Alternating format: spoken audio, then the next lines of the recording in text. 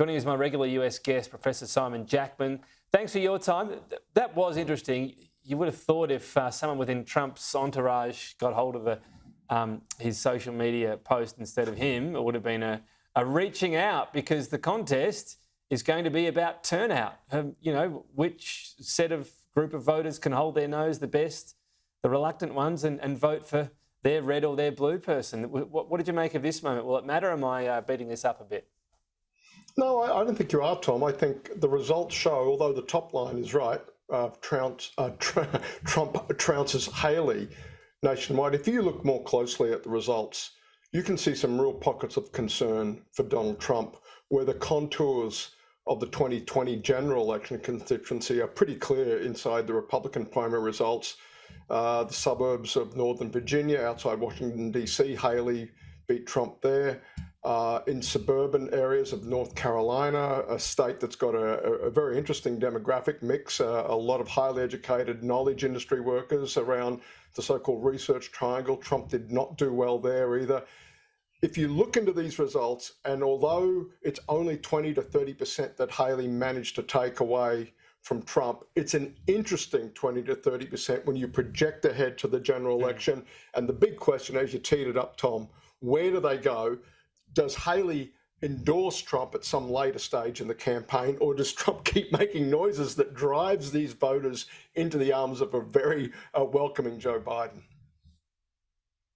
Well, it's just not in his nature to roll out the welcome mat, is it, to have that conciliatory tone? We'll see if it comes. And then the question gets to, OK, when we look at the percentages of support for Nikki Haley, how much of them are disgruntled Republicans? How driven are they to not actually turn out for Donald Trump? How much of the vote might be the Democrats crossing the divide? And then where will it actually amount to? What about the states that matter? I mean, this election is going to come down to about 6 states again. So yeah, what do we make of the turnout there compared to some of the states we've looked at so far? Yeah, it's a great point. There's a lot of data in American politics, and one of the data points a lot of us are looking at today is how Trump underperformed how he did in the polls. So there's a lot of people willing to tell a pollster, yes, I'm going to vote in the Republican primary, I'm going to vote for Donald Trump. On the day, except North Carolina, funnily enough, just about every other Super Tuesday state, Trump has underperformed his polls by about 10 to 20 points.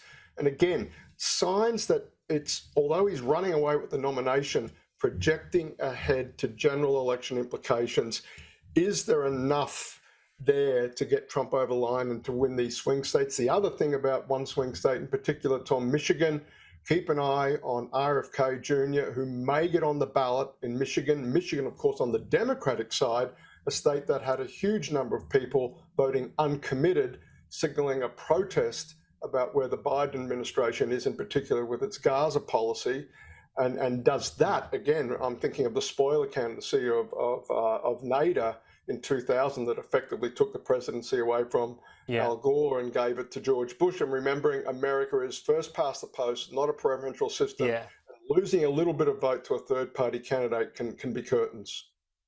Yeah, 3 or 4%. That's all it took, wasn't it? And it completely changed the result. So that's another one to keep an eye on. For Joe Biden, the tactic from here, because it seems to be when you're behind, you've got to ramp things up, you've got to do more debates, you've got to be out there. But he's been doing the opposite, because the thought is he's not up to that relentless campaigning without being too blunt about it. Yeah, and cue the State of the Union, Tom, right? So this is an incredibly important speech for Biden. He's got to show that the single biggest take on Biden right now is his age. He's got to show up and give a robust, virile performance up there in one of these big set plays of American politics. He's got to hit that out of the park. And then he's got to figure out how to handle the heckling he's going to get from Republican members of Congress. Does he handle that like an older guy who's perhaps not with it, or is he on the money and has got some witty retorts to come out of the blocks? These are the signs that I think a lot of people will be looking at his performance in that speech. He's also got a strategic decision to make, Tom, and that is he's got to give people a reason to vote for him, or is the single best reason to vote for Biden is that he's not Donald Trump, and how hard does he go after Trump in this speech in front of a Republican House of Representatives. Very interesting choices for Biden and his team to make in the next couple of hours. Yeah, and if that's the reason, I mean, wasn't that the reason last time? Can you do it again? We'll see. Simon, thank you. Don't forget, we'll have Joe Biden's State of Union speech live from 1 p.m, I should say, Australian Eastern Daylight Time, right here on Sky News.